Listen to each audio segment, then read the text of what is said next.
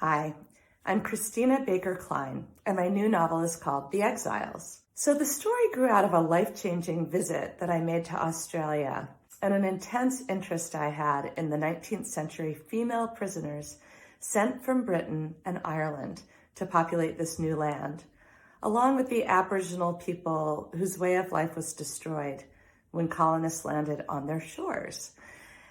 So the following excerpt involves Mathinna, an orphaned Aboriginal girl, as she arrives at the household of Governor and Lady Franklin. The old wooden tub had been a horse's trough, the housemaid, Sarah, told Mathinna. Rubbing Mathinna's back and arms with a rough brick of lye soap, she said, "I was instructed to wash you tip to toe. Mrs. Crane said be quick about it." There was no time to heat the water. Hunched in the tub, her teeth chattering, Mathinna nodded. "Next is supper, and then you'll see Lady Jane," Sarah said, lifting Mathinna's arm and swiping the soap underneath.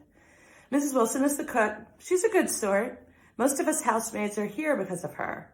She was at the Cascades for more than a decade." Mathinna flinched as Sarah squeezed a cold cloth over her shoulders. "What's the Cascades?"